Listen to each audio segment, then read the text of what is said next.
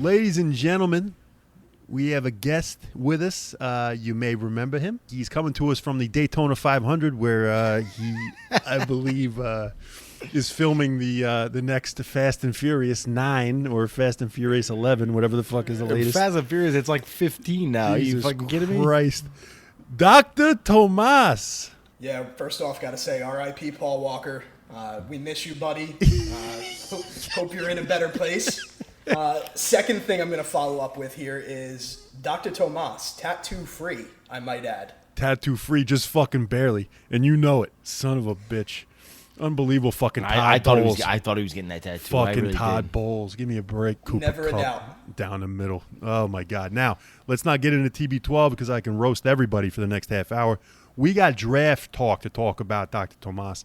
And Scotty G and myself just went over our no doubt standouts and our bus city bus, if you will. What do you think? I mean, I know that you got our lists. You understand who we pick. What do you think? You tell us. I think that, as per usual, Scotty is out of his tits. I think all of his busts guy. I think all of his busts are collectively my favorite players in the draft. Oh, my God. I'm not trying to play devil's advocate here. I'm not trying to throw him under the bus. I know that last year he couldn't even pronounce their names. Well, this year, there's some names that I would prefer to hear him say, just so I can personally hear it. But I legitimately think my favorite players in the draft, with the exception of don't call me Drake London. I hate that guy. So Scotty and I were on the same page there. Everyone else, though, I love them. Jameson Williams, amazing. So you're telling me that you are in love with Kayvon Thibodeau. Is that what you're saying to me? Yeah, I like him a lot. Okay. I think that he's getting a bad rap. It's that typical situation where we've overanalyzed. You guys are falling into the prognosticator trap right there. Well, here's the thing, Dr. Tomas. We were talking about Thibodeau not only with, is football his number one thing and all of that, but you got to say it's a huge fucking thing when you're on an Oregon Duck team that apparently you were the best player on the team and you were the top dog for 2 years in a row. Everyone couldn't wait for you to get drafted number one when you get to the draft. And you play a team like Ohio State, who you have no business being in that game with, and they beat Ohio State on the fucking road at the shoe without Thibodeau. I mean, you got to tell me that that's a huge fucking red flag. Oh, Rocco. So no team has ever beaten another team with a top player sitting out. Is that what you're saying? What I'm saying is that the fact that they beat Ohio State without Thibodeau, to me, doesn't mean in college it's not common. Doesn't mean that Thibodeau is such a fucking needle mover, right? So I'm not taking that guy top 5 if my college team doesn't fucking start tanking when I'm not on the field. It's a big thing with me. Man. They beat Ohio State without Dr. Tomas too, so nobody's patting them on the back for that. I don't know how they did that, but I'm going to tell you what. You know my feelings about Alabama offensive linemen. Scotty is on that bandwagon as well now. Yeah, you like this kid, Evan Neal? You're like telling this me kid? Evan Neal is going to work sucking out? This guy off or what? I like him more than most. I think Landon Dickerson last year, he kind of battled that narrative a little bit. He pushed back on it. He looked really promising in his first year. And I think, again, you can't fall into the trap of helmet scouting. I understand why you don't like Bama linemen. It's a good argument. It's a fair argument. But I don't think it's a one-size-fits-all situation. I would just like to say that I believe that you have to take the ratio. You have to take the 13-2, essentially, with the Saban-era Alabama lineman. What are your thoughts on the fact that he's a 6'7", 340 to 350-pound lineman that is claiming to have – they're claiming he has no hips, can't move. He doesn't have good footwork. Well, what's your take on that? Like, is that all right? You think that's going to be an easy pickup in the NFL when you got guys that are double the size, double the height, and able to move at lightning speed? Like, how the fuck do you think he's going to handle that? Certainly a fair argument, but I'd also argue that I would need to see his physical attributes, because if he doesn't have any hips, I might have to drop him off my board.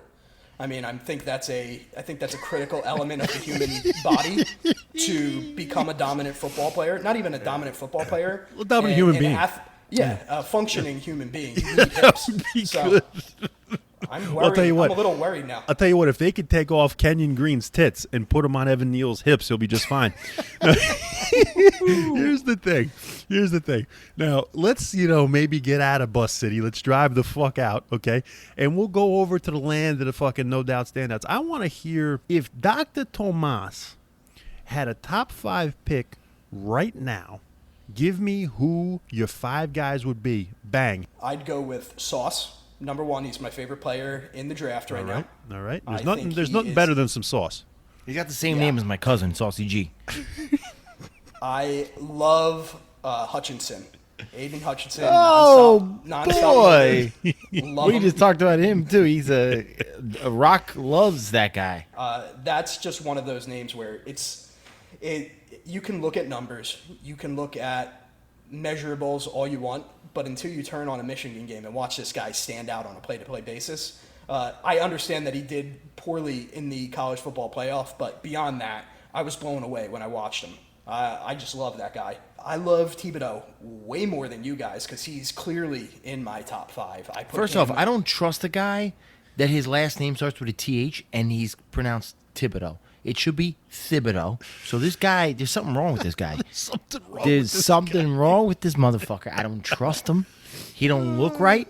He's got too many clowny representations of him. I don't know, man. The Jets are gonna draft him, and he's not gonna do shit. I'm telling you. You do realize that my government name is not Dr. Tomas. It's actually Thomas, and it's pronounced the same exact way. So I am taking that a little bit personally, but at the same time, I respect.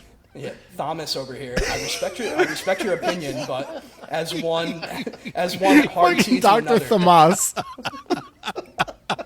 Dr. Thomas. Dr. It makes Tomas. Dr. Thomas. Makes sense. Oh, shit. Dr. Tomas. So we got Thibodeau at number 3. I understand you love him. We'll get into that, of course, with the mock draft next episode. But give me your number 4 and 5, and then I want to sprinkle out some of my favorites and see what you think. My number 4 is going to blow your mind. It's probably going to get me ridiculed and disinvited from this podcast ever again. But it's Jameson Williams. I think before the injury, he would have been a legitimate top 5 pick. He won't go top 5 in this draft, but I think from a measurables perspective, a production perspective, that guy is going to be phenomenal. I agree. And I have heard that knee injury is recovering at a faster speed than anticipated, and I love him. Yeah, listen, Dr. Thomas, real quick. I just want to make sure that I'm on record to say this to you. Because you have taken the brunt of some shit in the past 10 minutes. I will definitely admit that if Jameson Williams, number 1, if he doesn't get hurt in the national championship game, unfortunately, I think we see another Crimson Tide championship. Number 2, I really believe that if Jameson Williams was healthy and he did not get hurt, he'd run a sub-4 340. And you're going to tell me that a receiver who wins a national championship, Alabama receiver, where we had Devontae Smith was a Heisman winner the year before, and you're going to tell me Jameson Williams will run a sub-4 340 and he wouldn't have gotten drafted top 5 in this draft? There's no fucking way. So I really do believe that but if Rock, he was healthy, he's top 5. We're not talking about who would be top 5 and who wouldn't. We're talking about, do they deserve to be top 5, or do we think they're going to pan out in the NFL? Sure. So, Dr. Thomas, real quick, I just want you to know, I didn't say Jameson Williams was going to be a complete bust. I just said, based on some of the information that I've gathered and watching him, that I'm not 100% sure. I kind of feel like he might be slightly overrated. And the reason being is because I made the point that he has trouble in press coverage. He has trouble going over the middle. And it's like little things like that. It's like, you're going to, in the NFL, what are they going to do? They're going to expose those weaknesses. So do you think, based on that he's still going to flourish as the number 1 prospect coming out as a wide receiver? I personally do, yes. I think he is a super intriguing prospect. I love what I've seen thus far with him. I think what concerns me, and I think you're exactly right. There's no such thing as 100% sure thing. It's the NFL draft, so we're going to get those misses, Scotty. So I'm right there with you.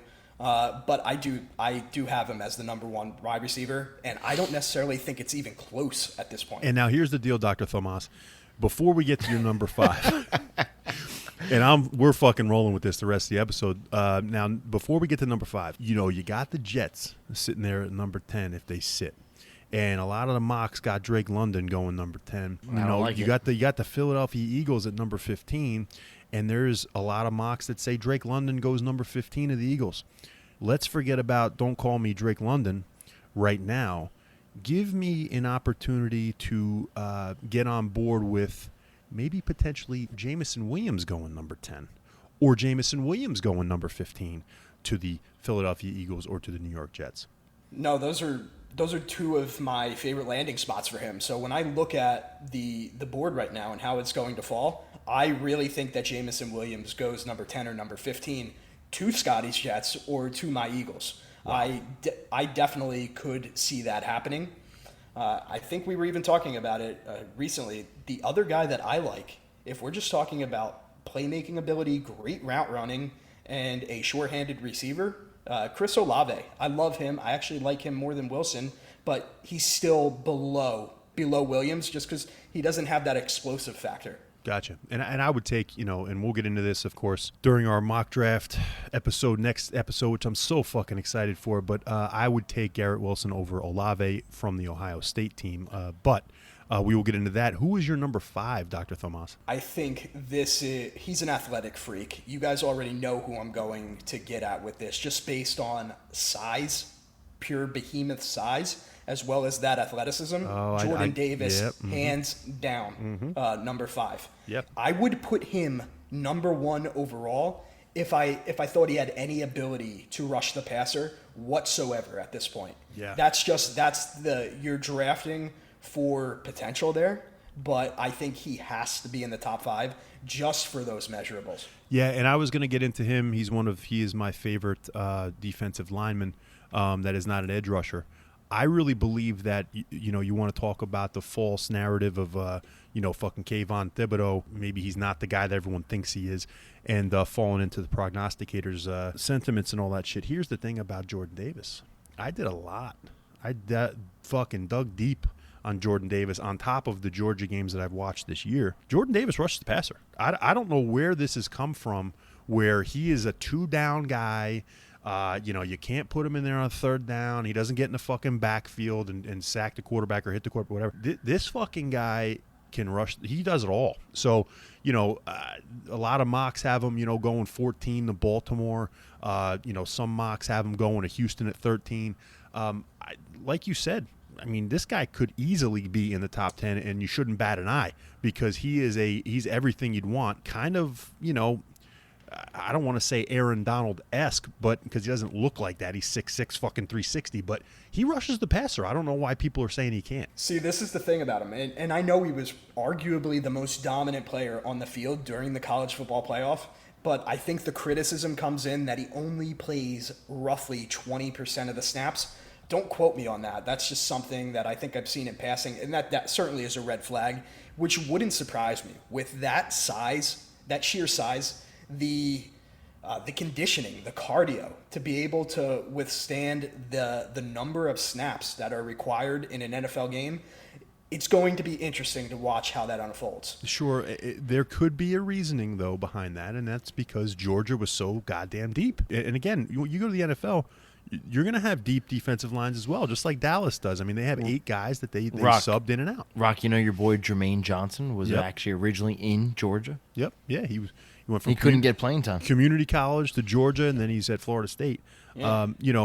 I called him the Dr. Tomas. I called him the poor man's Julius Peppers. I think he's going to be one of the best edge rushers in this class, if not the best. But we've already mentioned, I don't want to go down the list of my favorites. Him a bust. We've Scotty G is not sold on Jermaine Johnson. I don't want to go down the list because we've already mentioned him, but the one guy that I do want to mention that we have not mentioned in this whole episode, and now that we have Dr. Tomas here, I want to see if he has any insight on this guy as well, Scotty G. But my favorite wide receiver, you want to talk about Jamison Williams, you want to talk about, don't call me Drake London, you want to talk about the Ohio State buddies, Olave and Garrett Wilson. My favorite is Treylon Burks from Arkansas. I mean, this guy is, if you want to, and Scotty, you'll Yeah. love this. I like He's a big Debo, man. He's literally the 6'3", 220-pound version of Debo Samuel. I see a little bit of Robert Woods in him. You know, you run him all over the place. He can run the ball. You put him in the backfield, all that. But he looks like fucking A.J. Brown, too. So I like that comparison. I was thinking of him as like a DK light, but that might be a better way to describe him right there. Yeah, he looks to me, like I said, between Debo and Robert Woods, but he looks like A.J. Brown. I mean, it's unbelievable. This kid, and he's got a good head on his shoulders. He was literally roasting fucking Alabama. He was roasting fucking LSU, Auburn in the SEC from Arkansas. I mean, this kid's going to be a fucking stud, and he's getting mocked all over the place. I would love him to come to Dallas at 24. I don't think he's going to get past Green Bay at 22. I love him. I think he is super explosive. Actually, just yesterday, privately, I was speaking about him to Scotty, saying, hey, that's a guy that you need to start paying attention to. Yeah, because if you're looking at a guy and I like him too, is a pure playmaker, that's the one with probably the highest potential behind Jamison Williams. Yeah, Traylon Burks is a fucking stud. He's not coming off injury, and he did it in the SEC just like Jameson did. So I love this kid. He's a fucking boar hunter, apparently. He's right up Jerry Jones' alley.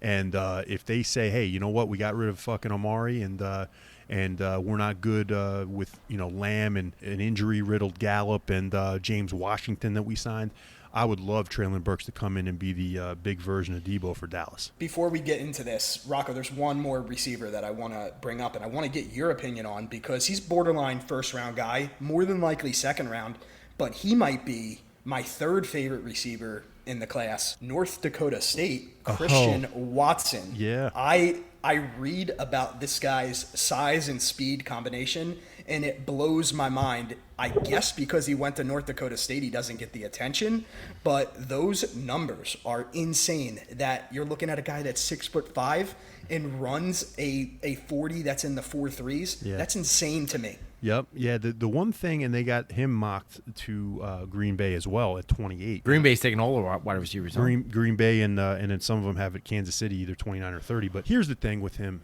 Dr. Tomas. I don't get off of this, and I don't think I should because I haven't been proved wrong yet. I'm not taking the D1 AA guy in the first round. I'm just not doing it. I just don't believe that You don't can trust that North compare. Dakota State shit, huh? I really don't. I mean, you're talking Wentz, you're talking Lance. You know, those are quarterbacks, right? Whole Lance. different ballgame. But you would have told me if someone said, "Hey, fucking, Cooper Kupp, who the fuck is that? From Eastern Washington. Who the fuck is this guy? Based on what he's done, you take him in the top 5 of the draft any day of the week, right? But you didn't. You got him from the 3rd round, and he blossomed and flourished and all that. It's just different. You don't have the fucking expectation, and that's my issue with Aiden Hutchinson. You don't have the expectation when you're drafted later. You have to live up to that. And this kid Watson, I mean, he's like you said, he's 6'5", runs 4.34 at the fucking combine, out of his mind. But why is he at North Dakota State, Dr. Tomas? That's my question. And in this year's draft, with all these receivers that are playing at big fucking time schools, I can't take him over some of those other guys like Jahan Dotson and and again, like a guy like Williams or the guys from Ohio State and Burks. You can't do it. But I can see it because it's happened before. I mean, you go any combine monster, that we can talk about, that generally either the Eagles or the Raiders drafted, they're like, what the fuck are they doing in the first round? So who knows? We may see him go before even a guy like Burks or Olave or something like that. I think you need to start respecting North Dakota State, the Bama of FCS. Yeah, it is exactly the Bama. Yeah, exactly right. I mean, I don't know. I got to see it. But again, because I don't think Lance is the guy either. So quick question, Dr. Tomas. So me and Rock talked about this, and we agreed that Kenny Pickett, his hands are smaller than Rocco's dick and smaller than my balls. With that being said, is there any quarterbacks in this draft that you can see in the worthy of the first round? And I don't mean a quarterback you think is going to go in the first round, but a quarterback that if you were a GM and you needed a quarterback, you would say, this is the guy I want in the first round, other than Kenny Pickett, because we already talked about him. I can give you a long roundabout answer there, but straight up, it's no. I'm not sold on any of the quarterbacks in this draft. Would I take a flyer on them? maybe if I needed a quarterback, but none are worthy of a true first-round pick. Wow. So you're taking this back to all the way, say 2013, where Manuel was the only quarterback taken in the first round, and he, of course, as we know, shouldn't have even been drafted. But just try at this point, Dr. Tomas, we're asking you, if it is one guy, who's it going to be? If it's just one guy, I might ride with you there and go with Pickett as the guy just because of what he's done. But to tell you what I don't like about this class, this is a really old quarterback class. Did you guys know that? Yeah. Yeah, they're old. Yep, they're older. They're all like 24 years old. They're going to be 24 years old when the season starts, which is crazy. So I think what you're seeing this year is the byproduct of guys that have been underclassmen that have been getting drafted at the quarterback position, and it's really at the detriment of this year. Now, I think we bounce back strong next year, but I'm not loving it. Here's the thing. So I'm going to ask both of yous, because I'm going to throw it out right now for me. But I like Pickett. I don't personally think that there is an all-pro in this draft, but I don't necessarily think they're all garbage. But Garbage. if there's a guy that I could say that I could see really blossoming depending on the situation that he was in, my guy, I think it'll be Matt Corral. I think Pickett is a guy who can work for more teams, but if Corral's in the right situation, say it like a New Orleans or a Pittsburgh even, I think he can really work out. I like him better than a Willis. I like him better than a Sam Howell, even though Sam Howell people thought was going to be the number one pick a couple years ago. So for me, it's Matt Corral. Who's it for you, Scotty G? I think for me, it's Willis. I think it's Malik Willis, and I think it's just because that's where the NFL has gone and where it's going, and I think he's got the highest ceiling. I like Sam Howell actually, but I just think Malik Willis is like, even if he doesn't turn out to be what you think he is, like you're still going to get, I don't know, you're still going to get a football player, a contributor, because he's so athletic, he can play, he can do all these things. Where, you know, a guy like a Kenny Pickett, a guy like a Sam Howell, a Ritter. I mean, there's a couple guys. Corral can do that, though. He's mobile. Yeah, and I get that. I'm personally. Well, Willis is like Lamar, or Willis is like a Tyler and Huntley. I didn't want to say that. It's like, at the same time, it's like, I agree with you. Corral can do it too. But to me, Malik Willis is just, to me, he's the guy that I would take the flyer on. If I had a gun to my head and they're like, hey, you got to pick one of these quarterbacks, that's the guy I'm taking the flyer on. Rocco, I'm actually with you on this one because I do love Corral as the number 2 guy there. I think he's got a cannon for an arm. I think he can move around a little bit, and I just trust him a little bit more. He broke out late in his career there, but at the same time, I like his potential the most. Yeah, the thing that worries me about him is I think he's small. I think he's a very smaller. He's like Zach Wilson almost. Zach Wilson, that's the biggest comparison I would say. They both broke out late in their college career. They both can move around, but running's not their main attribute. And they both got cannons for arms. Yeah, and I'm with you. And he had a great coach with Lane Kiffin as far as for offense goes. I just don't like his size. I think Pickett is just slightly above everybody in this class, and the guy that I would take. Dr. Tomas. One more thing. Scotty alluded at this quarterback. We haven't spoken too much about him, but Desmond Ridder. I want to speak about him a little bit because from what I'm hearing, and Dr. Tomas hears a lot, what I'm hearing is that he is beloved by teams more than the prognosticators. So the prognosticators, they're not enamored with him. But based on his intangibles as a quarterback, he's the best pure pocket passer, has beautiful fundamentals. I want to get your opinions on him. Here's what's funny is that I love a guy with that kind of intangibles, by the way. And I'll tell you what, we have no idea, and I don't think we want to know how Dr. Tomas hears things or where he hears these things from. But I would say it's interesting with fucking Desmond Ridder.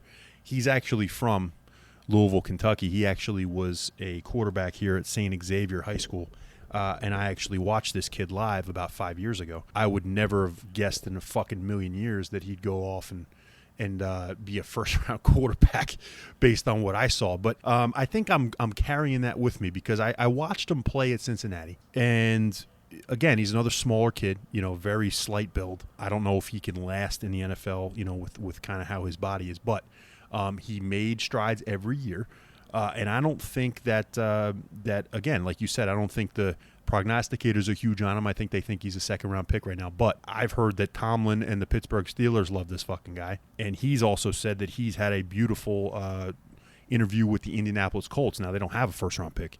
But I don't see it, Dr. Tomas. I just don't see it. I don't think just because of his build and just because of what I've seen 5 years ago when he was in high school, I don't see it. You know what I'm saying? Yeah, no, I'm with you there. He definitely doesn't have it. I don't see it with any of these quarterbacks, to be honest with you. I kind of see that with Corral a little bit. You love this Corral cat, Here's the thing. Corral can do it. He's just the problem is his size. I think Pickett has the balls. Apparently, he doesn't have the dick based on his hand size, but I think he's got the balls. And I really believe that Willis is really, he could be proving us wrong with the way that the NFL is turning out to be.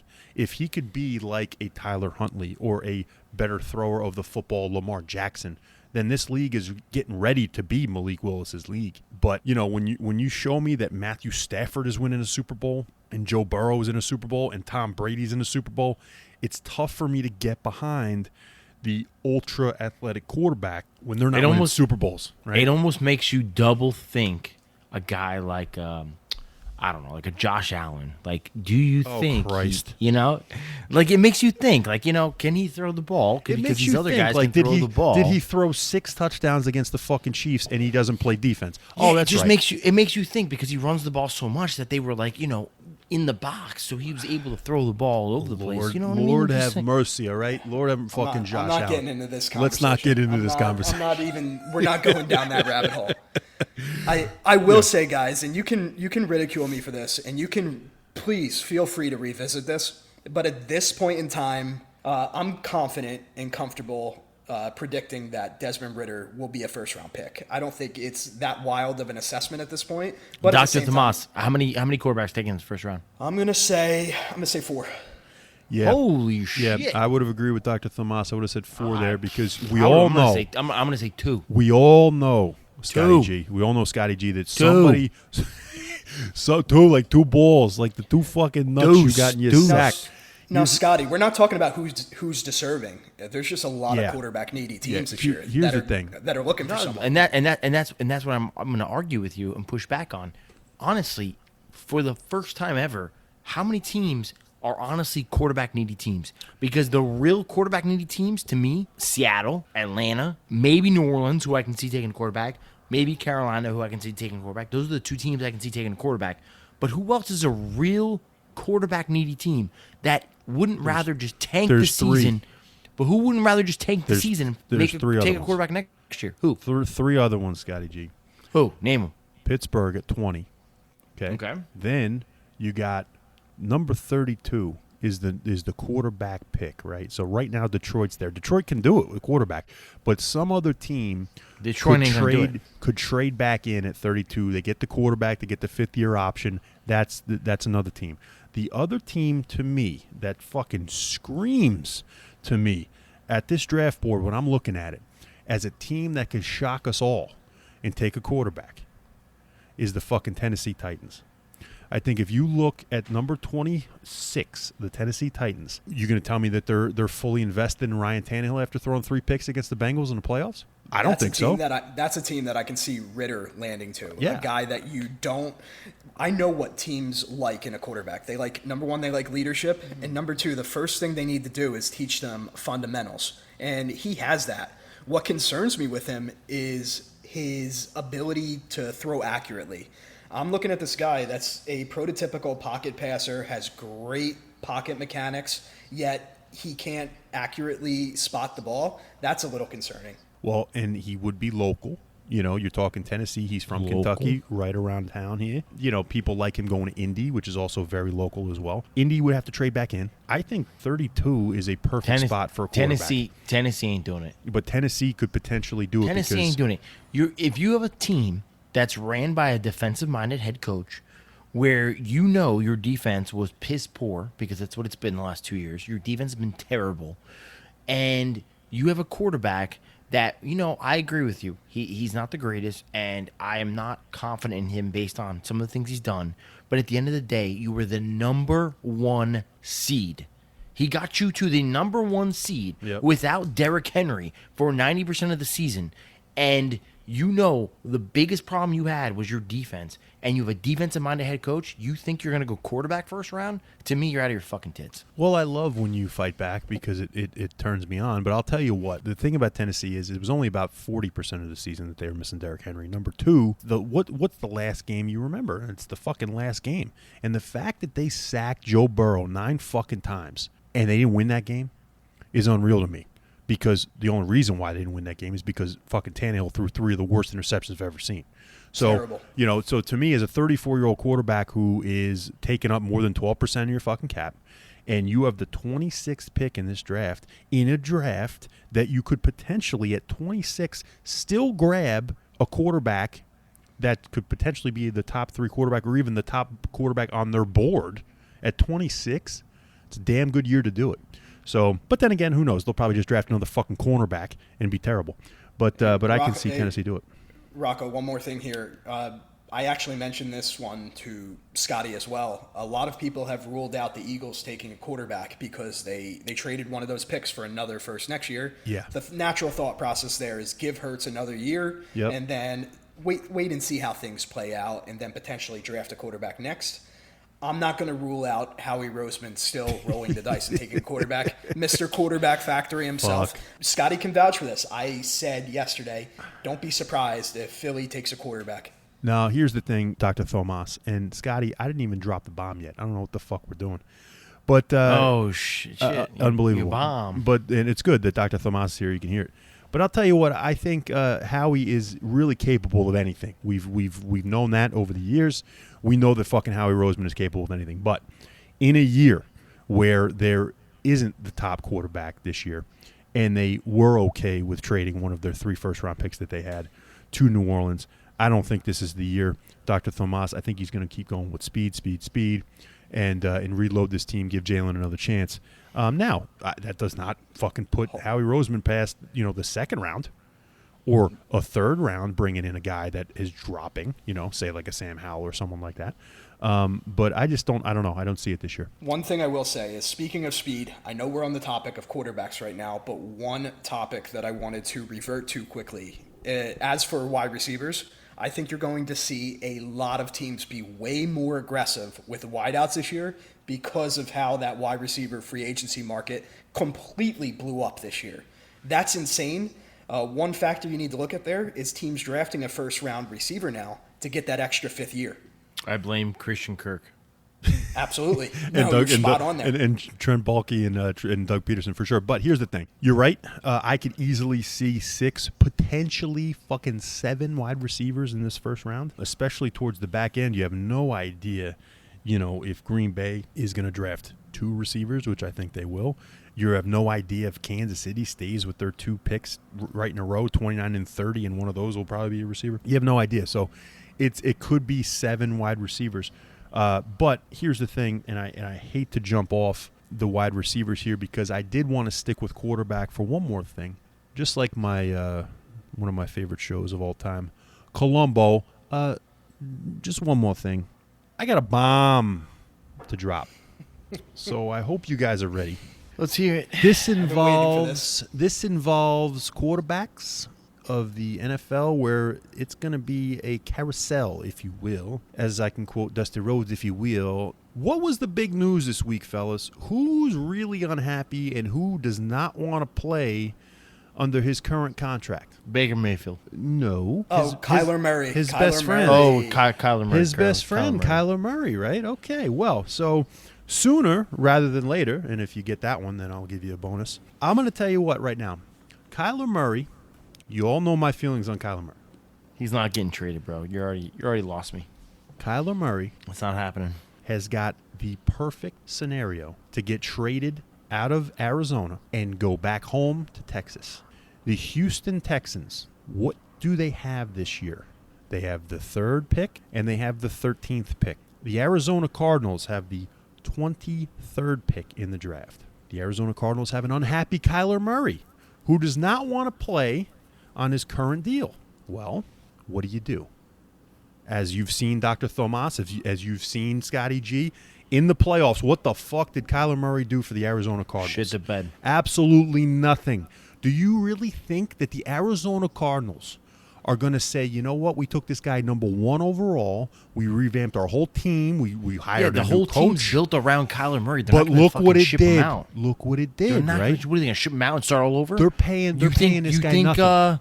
You think Kingsbury? You think he can fucking afford to do that? Yes, he can, and I'm going to tell you why. Kyler Murray makes about $5.5 million this year. There's no fucking way that he's going to play on that, right? Of course not. No fucking way. Especially when fucking Aaron Rodgers is getting 50 and Derek Carr is getting 35 and Carson Wentz is getting 40. I mean, give me a fucking break. And Dak Prescott's getting 45. I mean, ugh. Kyler Murray's not going to play. So do you really think that you're going to have an unhappy 5'6" quarterback that can't get you a fucking touchdown in the playoffs as your quarterback at this point, a week before the draft? This is what they're going to do. They're going to say, who wants him? And the Houston Texans are going to say that they're being nice to Davis Mills. They're being nice to fucking everybody out front, saying, no, we made the right move taking this guy second round last year. Bullshit. I mean, he's not a second round quarterback, and we've seen it. He was pretty good. He showed a lot of promise, man. But is he Kyler Murray? I mean, is he going to be could he be a potential MVP of this league? And so now you're hyping Kyler Murray. You've never been high on Kyler Murray. I'm saying, exactly. Yeah, good call, Dr. Tomas. No, I'm saying to Houston. This guy's a flip-flopper. I'm saying to Houston. Houston needs to sell tickets. Is Davis Mills going to sell tickets? No. Is the 3rd pick in the draft going to sell tickets? No. Is the 13th pick in the draft going to sell tickets? No. So this is what you got to do. Jimmy G ain't going to sell tickets. Baker Mayfield ain't going to sell tickets. Fucking, if they went and got fucking Jameis Winston, he ain't going to sell tickets. Why do you think – wait, time out. Why do you think Texas just wants to sell tickets? The Houston Texans need to because they need the franchise guy. Time out. I know this is going to be alarming to folks and to, hear this, but I just want to, put the record out there. If you look back, and I believe it was Matt Schaub during this time, which is embarrassing to say, but the Texans owned that division for years. For a period of time. If they didn't own it, they were second. It's not like the Texans have been the worst franchise in history. They've actually had a good run where they were running the division. As soon as Peyton Manning left and when Peyton Manning was hurt and blah, blah, blah, the Texans were running that shit. They were getting double-digit wins every year. Does anybody remember the number 99 who they had? Number 90 on the other side? What I'm saying is, why do you think they're so hung up on selling tickets and not hung up on winning? Why do you think they want to win? Because both of them come together. So you're not going to, when they had Matt Schaub, they still had J.J. Watt and Jadeveon Clowney. And a great fucking defense and all that shit. And they didn't win a game in the playoffs, but still. And Andre Johnson. And Andre Johnson and all those guys, right? And they were selling jerseys. They were selling fucking asses in the seats. They don't have anybody now. And number 3 and number 13 takes years to get to that.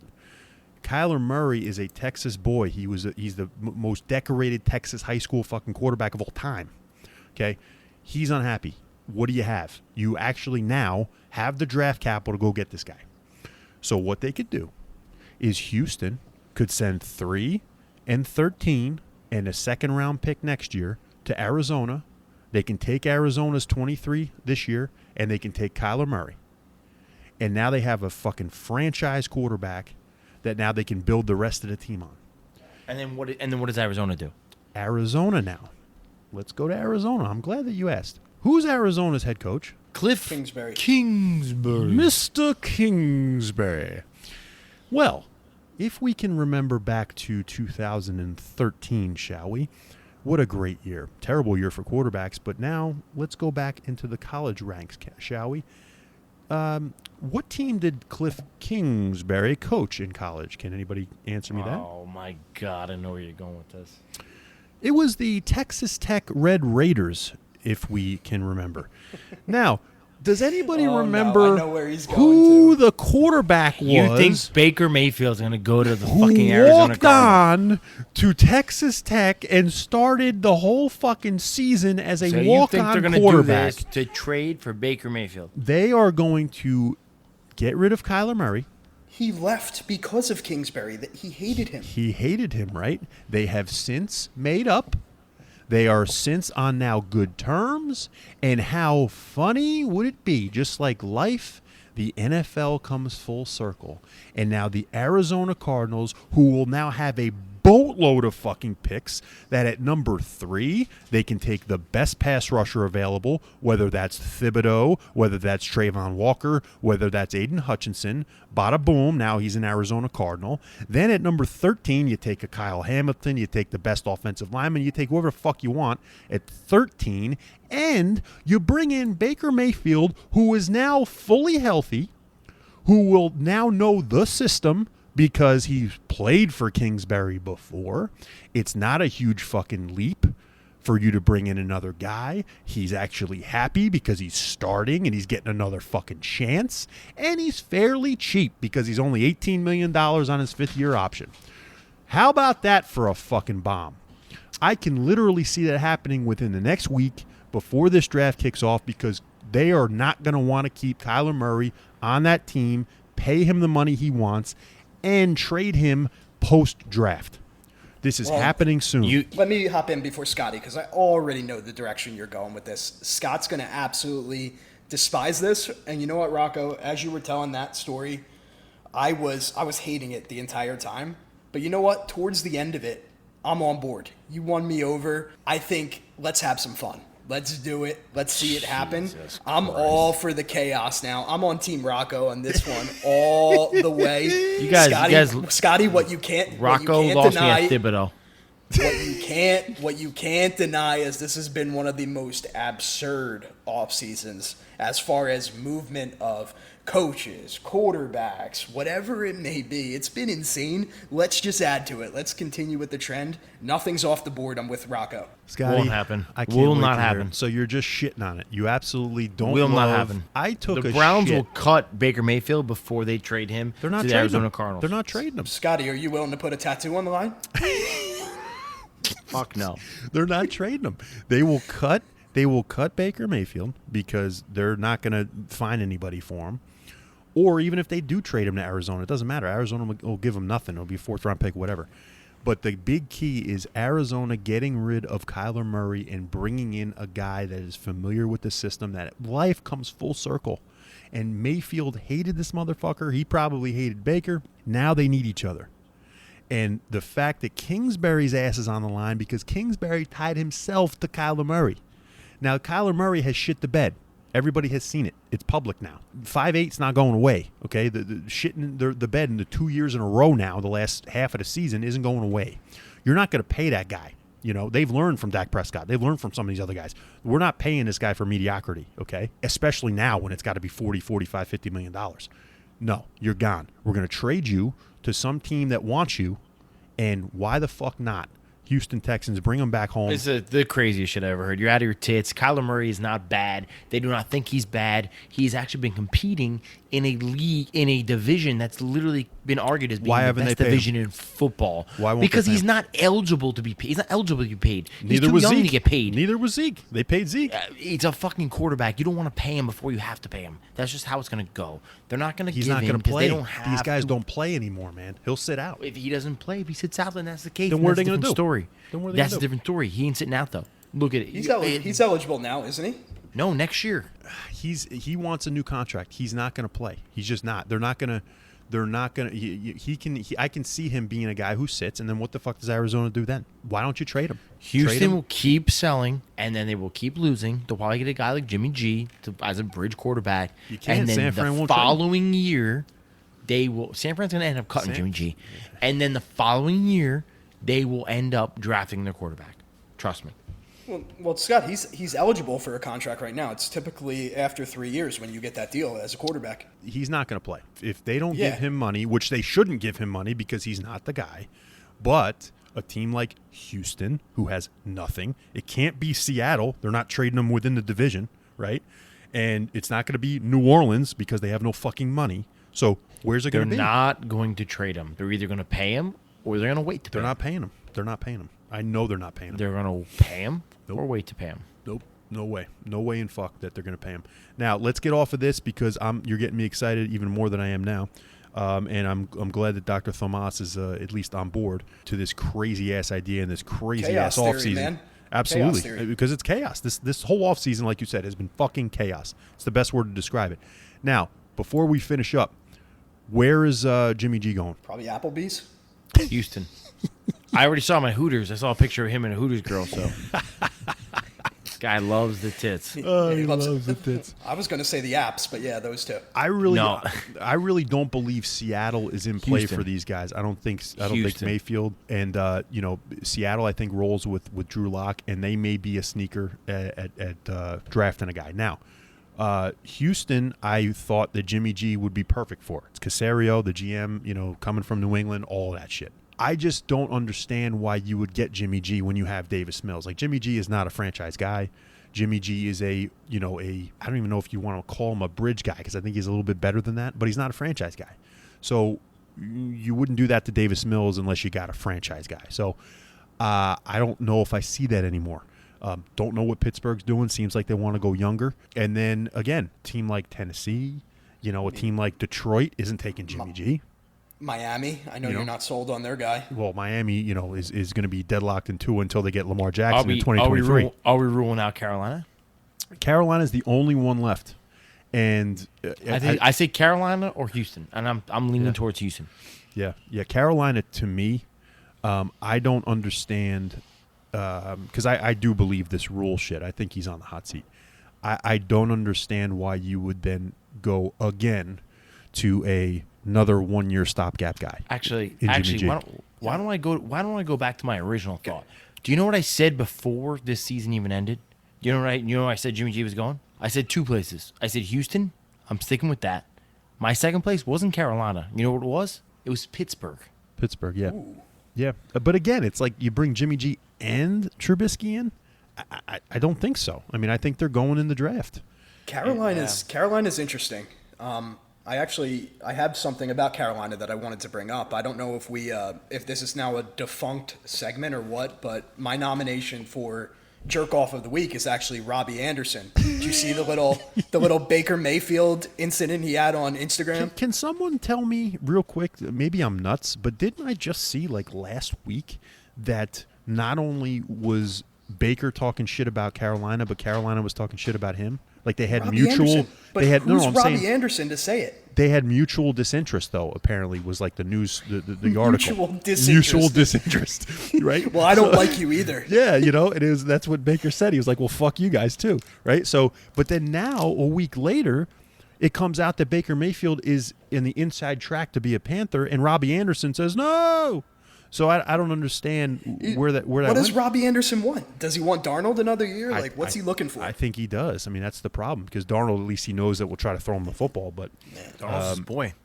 Yeah, Randerson and Darnold go way back. But what's interesting is that we know Randerson and Rule have the Temple connection, but so does Kenny Pickett.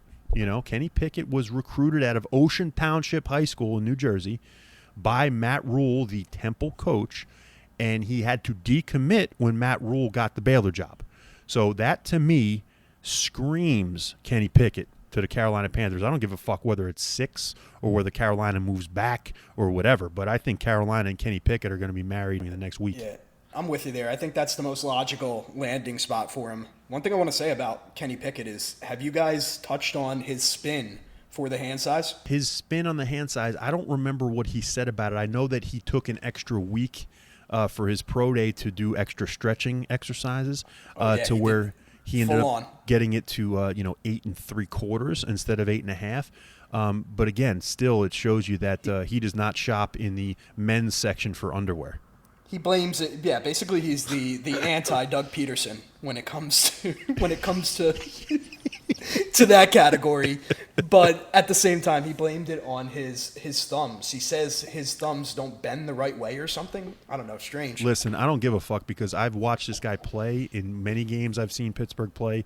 He's beaten my Miami Hurricanes multiple times, and all of the film and tape I've watched on this guy, you have to take this guy as the number 1 quarterback this year. Again, land of the blind, one-eyed man is king, but Kenny Pickett is the guy with the one eye. My final thought on this is the receiver gloves with the no sleeves is a wild look for a quarterback. Just insane. Yes. Mickey Mouse.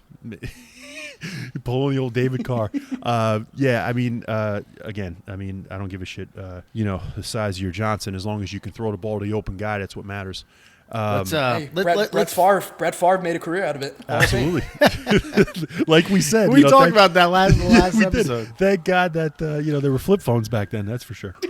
So here we go. So real quick, we want to talk about each of our teams here: the Dallas Cowboys, the New York Jets, and the Philadelphia Eagles, and what we believe that they are going to do in the draft and what they have done in free agency. Scotty G, why don't we talk about your Jets first? They're Super Bowl caliber ready. They're ready for the chip. They're ready for the chip, is what you're saying. Yeah, I got nothing else to say. They're ready for the chip. All right. Well, I'll tell you. No. Let me go into this. First off, we got two picks in the first. We got 2 picks in the first round. I believe they're going to have 3 picks in the first round. I think the 4th overall pick is not going to be Sauce Gardner as much as I would love it to be. I think it's either going to be a defensive lineman, who's probably going to be Thibodeau or Jermaine Johnson. It could be Trayvon Walker too. It's one of those 3.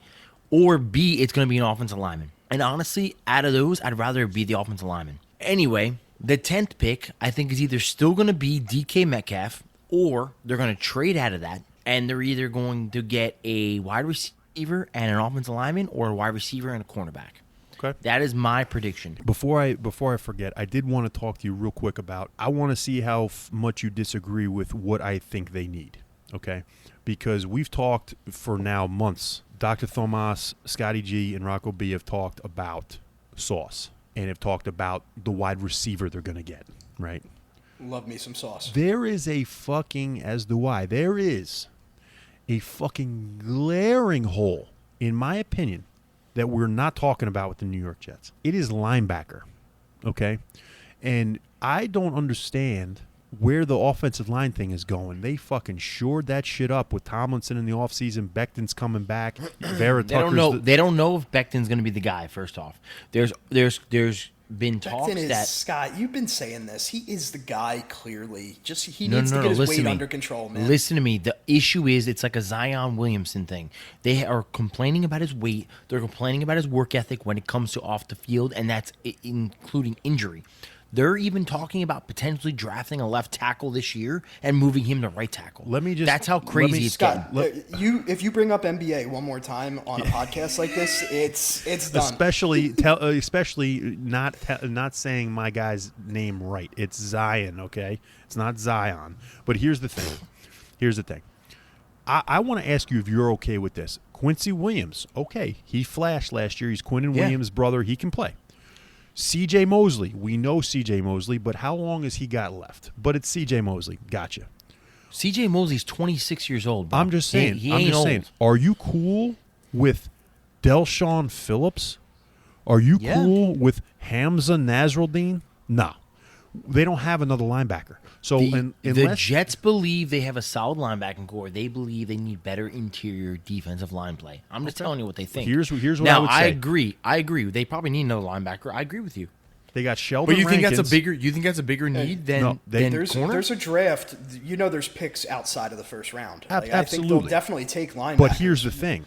Maybe you got a guy like Devin Lloyd in the second round. You got Devin Lloyd, who's not going to fall out of the first round. You got Nakobe. I don't know that. He's old. I don't know if you have seen his age. He's not red dropping. flag for me. He's not dropping past New England. He is a Patriot through and through, I think. I'm Nakobe not saying Dean. the guy's old, but he's going on AARP soon. AARP. He's going to be a silver sneaker, is what you're saying. Devin Lloyd, okay, is there with Nakobe Dean. You got the 2 other backers from Georgia, Quay Walker and Channing Tindall. They can potentially go in the second round. I get that. I understand that. But their linebacking core, it better be addressed in one of those 2 fucking second-round picks because, damn, if Kyle Hamilton falls to him, he'll play a linebacker at the next level. No, I think he'll be a safety, but I think he's better than Ashton Davis. I think in the year 2022, I don't necessarily think it's a bad thing either. But in this year, this point in time, I think he is a linebacker in the NFL. So wait, time out. So your guys are saying that linebacker is the biggest Jets need? No, what I'm saying is it's bigger than, in my opinion, it's bigger than pass rusher. Okay, I agree with that. I think they need a wide receiver and a linebacker. I don't even think that the corner is. You don't that big think of they a need a corner? No, they have because no corners. DJ Reed and Bryce Hall, man. That's all they I got. like those corners. That's fine. Okay, first off, I don't like those corners. I think they're okay. I don't think any of them stand out to me. They need a But pass secondly, rusher. if one gets hurt, then who do we got? They're going to get. I understand. Well, you got Eccles. If one gets hurt, who do we got? Eccles and Michael Carter Jr. The second, right? So you have those other guys, right? Maybe. And you got Saleh, who made Sherman into the fucking guy that he is. And all those fucking corners for, what's the other guy? Quan Williams? I mean, from San Fran, I mean, he made them into studs, and they weren't in the first round. What I'm saying is Scotty boy, I know we love Sauce. We all love Sauce, okay? The sauce is the sauce. Here's the problem. We ain't getting Sauce. They ain't getting Sauce. I know they ain't getting Sauce. They're getting a pass rusher at 4, and they're probably going to get a receiver with their next pick. But I agree. If I'm you, though, I would not be pissed. They go pass rusher 4, and they get like Nakobe Dean at 10. Or they get Nakobe Dean with their next pick if it's later. They need another linebacker. What if they go pass rusher, wide receiver? They can get wide receiver in the second and round. Then they get Linderbaum. I love Linderbaum. Me too. I love him. I love Linderbaum. Problem is that then you're bumping Connor McGovern out because Linderbaum doesn't play tackle. So he's, and you're not bumping Tomlinson or Vera Tucker out. So he would only play center, Yeah, you bring him in to play center. Of course. I got you, Guys, but I'm just saying. I'm not ready to write off Sauce Gardner at 4 like you guys are. You're so convinced it's a pass rusher. It ain't happening. I don't think so. You're bringing back Lawson, who's basically Dr. Tomas. I'm gonna tell you this. I'm gonna tell you this multiple reasons why. One, I told you already. Bobby Saleh from the Bronx. Don't believe in corners having to be like the big name corner. I don't know. I don't with agree with Seattle that. during the Legion of Boom. I don't agree with that. I don't agree with that, Scotty G. The only reason why I'm saying it's pass rusher at 4 is because at 4 you're going to have either Hutchinson, which you won't, Trayvon Walker, or Thibodeau. You're going to have one of those 3 guys there. He's not passing up one of those 3 guys, and one of those 3 guys will be a Jet. You realize in the Legion of Boom there was only one good corner. It was Sherman. The others were safeties. The other 2 were safeties. Yeah. Also There Sherman was Maxwell who got a big contract. And Also, Brandon Browner who was a standout. Yeah, Maxwell. Yeah, Yes. Guess what? Guess who they didn't get a contract with? Seattle. They didn't get a contract with Seattle. They went somewhere else to get a contract. And they weren't highly and you drafted. know, and that's the other thing. And guess what? They know. Here's the way the league works: quarterbacks, cornerbacks, and defensive linemen who sack the quarterback.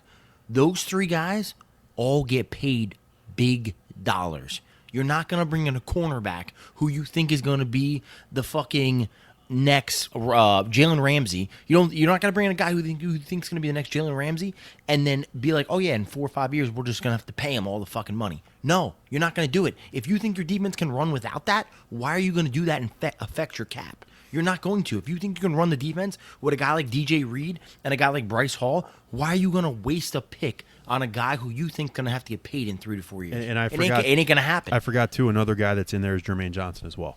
I thought it was Sauce at 4. I really don't think it is, and I don't think Sauce is making it to 10. So, I will say this before we move on: Joe Douglas has done a phenomenal job getting the 2 big name tight ends for us. Address the line a little bit. I think he's still going to address wide receiver. He got DJ Reed, as we mentioned. yeah.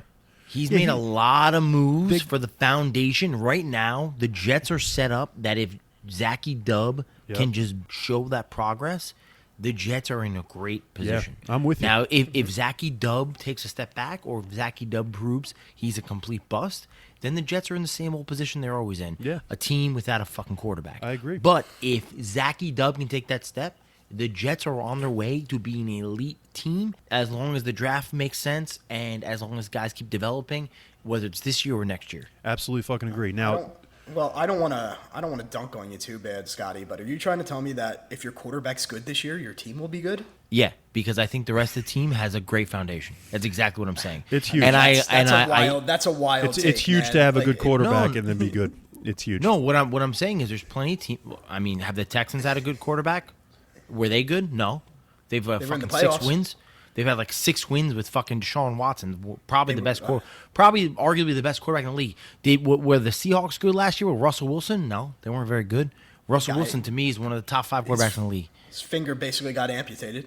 It's all about Zachy Dub. We know that. You need a team around you as well as a good quarterback. Scotty, Quarterback on only your gets you so page, far. I identified, I'm already speaking it into existence that they're this year's Bengals. Yes. They're the team that takes the next step. Dr. Tomas, we will get into at some point him going WTF with the Jets next year. I think he's a year off, but we will get into that. Speaking of Dr. Tomas, let's get into the fucking Philadelphia Eagles, shall we? Dr. Tomas, I believe, before you get into it, I believe they've made some key moves, even though they've made only 4 moves in free agency. But I think they're pretty key. And I believe that after they've acquired Hassan Reddick and Zach Pascal and Kazir White and a guy, Devin Allen, who hasn't played football in 17 years, but I really believe fastest guy in the NFL, though. That they need. You're going to argue with that? Well, yeah, if he remembers how to catch a ball. I would say that they still need a receiver. Can't teach speed, baby. That he's not going to be the guy. That's why I really believe that they're really going to be in on Jameson. I believe they need the next Fletcher Cox, a 4-3 D tackle. Agreed. I love Milton Williams, though. The pick that they had last year, he really stood out. Yeah, and they kept Hargrave, which was good too. But I still believe that they only have Cox on a 1-year deal. Hargrave's more of a nose, though. And so in their scheme, he's the schnoz. And then they probably need another linebacker at some point. But I think their big key is receiver and corner. And clearly. And what do you think that they do in the draft here? Tell me this doesn't feel like fucking deja vu all over again, that we were sitting there last year saying, oh man, the Eagles need a corner and they need a receiver. And here we are 1 year later. I remember we were having the conversation, will they pick J.C. Horn? Yep. Will they pick Surtain? No, they went with my boy, Devontae Smith, who, by the way, one of the healthiest human beings on planet Earth. He couldn't be more healthy. The perfect weight that you could ever want anyone to be. Not just a football player, but he's phenomenally healthy. I see all those perfect human beings walking down the street with the RoboCop arm like he was doing all year last year. Yes, you're right. I just want to point out, super, super healthy and a great weight. But besides that, they absolutely, I think they have a giant gaping hole at the corner opposite Slay. So they need to draft with one of their Slay's a stud, though. You never want to go into a draft, though, Scotty, where you have such a glaring need, a glaring need, I should say. I don't know, blaring need. It's getting a little late here, but a glaring need for a corner opposite Slay. It's insane right now that they're in the situation they are. Luckily, they have those 2 first-round picks, though. They're not getting Stingley. He will not make it to 15. How much do you believe they're going to move up, though? They're going to move up in the 10 through 12 range. And Scotty, I know your ears just perked up because you heard 10. They're going to move up in the 10 through 12 range I think they're going to move 10. To draft McDuffie. I think they're going to get McDuffie just to play it safe. It's a guy I really, really like out of Washington. They've had a lot of good DBs over the last few years, and there's some people out there saying he's the best of them all. So I like the kid, and I think he would be the perfect guy to slot opposite Slay. I can't wait to get to our mock drafts next week because I'm going to tell you, it's all over the place. I never would have guessed that the Philadelphia Eagles were making moves for Trent McDuffie from Washington. I can't believe that. So Howie must have something up his sleeve. The speediest corner in the draft, and for them to have to move up to get this guy would be amazing to me. They're trading Miles Sanders and pick 18 for pick 10, and you heard it here first. Oh, boy. Miles Sanders, Mr. Fumbleitis. So that's very interesting that you'd say that. Now, we also heard what you thought about Jalen Hurts, that you think that potentially Howie could go for a quarterback. I think you're in my boat, though, as far as and Scotty G's as well, giving Hurts one more year. Yeah. I think he's earned one more year, but I'm not fully sold on him. I like him as a human being. I think he's a fantastic leader. And has he taken strides every single year? Yes. I think he's earned, because of his personality and because of his leadership, I think he's earned that one more chance alone. And an interesting fact about Hurts that I shared with Scotty recently, this will be his first year since he entered college being in the same offense 2 years in a row with the same offensive coordinator. How crazy is that? I'm telling you, just give the guy a chance. Give the guy a chance, and I think he'll be all right. They just got to surround him with the right pieces. I like Hurts. I think he can do something if he gets an opportunity, and he does. He just makes the right progressions. I think he can do it. It just sucks that he's with the piece of shit Eagles, but yeah, I think he's got it, and I think what really is going to help him out moving forward is, I think we saw the tip of the iceberg last year with Devontae Smith, one of the healthiest receivers in the NFL, with one of the best BMIs in the NFL. Just unquestionably a superstar in the making. Yes. Okay. It's great. We've given them 17 games. Okay. Let's get to the next season and let's see how it goes. Let's get to game 34 before we start sucking each other's dicks just yet. Yeah, this fucking guy. I do think preseason in a cast. I do think that we need a receiver opposite of him because Rager sucks. Yeah, he's got to go. He was the wrong pick, and it's pretty obvious. It was the parting gift that Doug Peterson gave you, but we all can agree with that. But as long as it's not a Drake London on your side, I believe you'll be happy. Now, the Dallas Cowboys. Let's get to the Dallas Cowboys real quick. In my opinion, the Dallas Cowboys lost some players that they really could afford to lose. Losing Randy Gregory, I believe, was a plus. I believe losing Connor Williams was a plus. Losing Amari Cooper was a plus.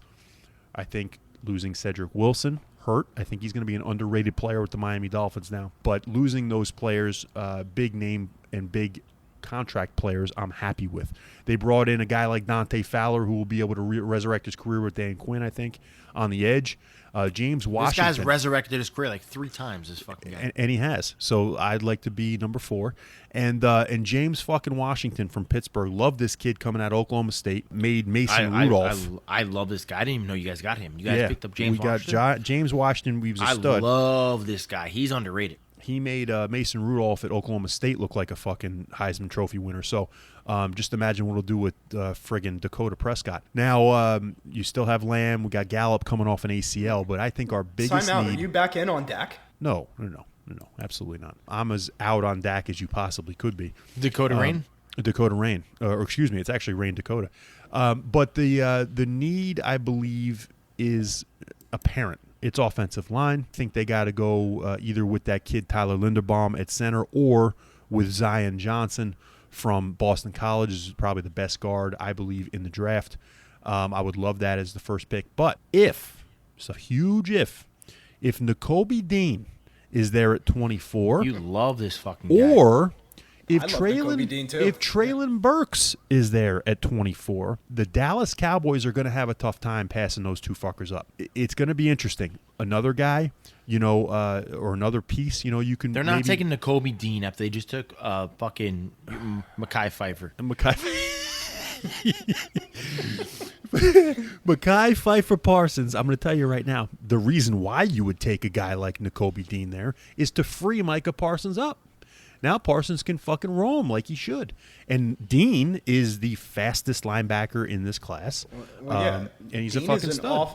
I know that Parsons can play off ball, but in the NFL he's been a pass rusher. He's been an edge. Yeah. I think Scotty is remembering him as the off ball linebacker coming out of Penn State, but he proved that he could be like the be all guy. He did it all last year. He was unreal last year. Dean's a pure off ball linebacker monster. Yeah, so just imagine that Parsons can be your free reign guy with then Dean as your middle linebacker that's patrolling the middle. And you still got Van Der Esch on the outside. Again, you still got Tank Lawrence. You brought in Dante Fowler. I would address offensive line if I was the Cowboys. They need offensive line, and they probably seriously have to think about defensive tackle at some point. I'd like that. What's that young kid's name? I can't even think to pronounce it right now, but he was pretty impressive. The rookie last year, the defensive tackle. Oh, Odigizua? Yeah, I mean, he could play. Yeah, he could play, and That's a Scotty name. I need to hear that. Yeah, Oso Odigizua. But everyone forgets that our stud that is probably going to be, is going to show his ass this year is Neville Gallimore, the kid from Oklahoma who got hurt. And he will play defensive tackle and show everybody why we took him. He can keep that ass tucked away as far as I'm concerned. But to me, this could be the year that we see. Oh, my God. How many fucking times have I heard the beginning of this statement in any Cowboy fan? No, this could be the year. That they draft a kicker first round. The first year in I think it's 20 years, Dr. Tomas, that there's been a repeat division champion in the East Division. So I think this could be the year just because of so much turmoil that's going on with the rest of the division. I'm picking the Giants. we knew that. We knew that was coming. What turmoil has my team had? I'm interested to hear this. I don't believe they believe in your quarterback. That's what I think. And but his teammates love him. I agree. That aspect is. Hang on. Have you guys both forgot a major acquisition this year? Don't. The Washington Commanders. The Commanders. They got this guy Yeah, out of who'd North they get? Dakota State. Who'd they get? His name is Carson Wentz. Oh, yeah. This guy is gonna fucking light the world on fire over there. Yeah, He's I know. gonna set the In fucking a Capitol dumpster. building on fire. Yeah, it'll be a dumpster fire. It's exactly what it'll be. If there's one thing I like about that guy, it's his mental makeup, his grittiness. That guy, he can overcome adversity, man. Dr. Thomas he's a has real nothing leader. bad. Dr. Thomas has nothing bad to say about Mr. Wentz because He has- he's earned him a third overall first round pick this year. That's turning into That's a good point. first round pick for next year. Yes. So he's done incredible things for the Eagles. What So, an awful I move mean, by Indianapolis. literally, he's just as good as Nick Foles. Like him and Nick Foles Unbelievable. are on the same level. They've done the same level of contributions. Unbelievable. So, yes, that's what I'm talking about, Dr. Tomas. We all know that Daniel Jones is garbage, so the Giants won't be shit this year. And we all know about Carson Wentz. It will be a battle again. That's where I would put my money on Kyler going, by the way. If it's not to Houston, like you say, I would say Giants are the team to watch out for. What about Baker going to the New York Giants? Broadway Baker lives again. I would Broadway love Baker. to see it. Here's the thing. It's going to be a battle between the Cowboys and Eagles again. I just think the Cowboys have the best roster, and unfortunately, they don't have the best head coach. Again, I'm going to say it for the third time this podcast. In the land of the blind, the one-eyed man is king, and I think the Cowboys have the one eye in that division if they can stay healthy. But again, we'll go into more of that when we get into the mock draft next week to see where our favorite teams are going and where we're going to put our fucking money, where our fucking mouths are with where our teams are going with our picks. Or that tattoo gun on our body. And that tattoo that should have been on Dr. Thomas's ass cheek with Tom Brady going to the NFC Championship, but Todd Bowles, ladies and gentlemen, doesn't know how to call a fucking prevent defense, but it's okay. Things happen the way that the NFL wanted, and the LA Rams won in Los Angeles. So, with Todd, that, listen, don't talk shit about Todd Bowles. He's a phenomenal fucking coach. He came up with the great idea to put Sheldon Richardson, a D tackle who was a phenomenal D tackle. He put him at an outside linebacker and had him covering passes on my squad. So don't judge Todd Bowles. Yeah, He really knows what he's doing. yeah, Todd Bowles is so fantastic. Like I'm so happy that Badass Richardson running out covering receivers. You kidding me? I'll never live that down. As soon as I saw that, I said, "This motherfucker's got to go." I might after this. I might go the opposite way and say that tattoo if the Bucks don't win a Super Bowl. What a shame. What a shame. What a shame. All right. But that was damn good, Dr. Thomas. I wish you could have not watched a basketball game and instead joined us on our fucking episode 39 a little bit earlier than you did. But we were glad to have you. And you're going to join us for the mock draft next week, correct? Hey, ball is life, man. I'll be there with my picks in hand, ready to break down yours and get probably roasted for mine. All right. Well, we all know how crazy you are as far as what you did last year. Hopefully you rein it in a little bit. Hey, And quitty pay, baby. Quitty pay. Quitty pay.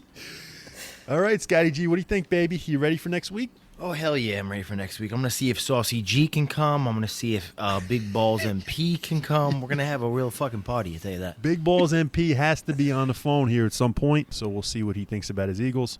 Gotta have him break down the balls of Kenny P. Absolutely. Again, Kenny P's got balls, but he may not have the schlong. No big deal. He's throwing TDs. That's all I can. That's all I like. All right, baby. Rocco B, Scotty G, Dr. Thomas. We're out of here. Episode 39. We will be back next week, episode 40, for the fucking mock draft, baby. It's here. It's finally here. But for now, for Dr. Thomas, for Scotty G, this is Rocco B saying see you later and sayonara. Adios. Peace.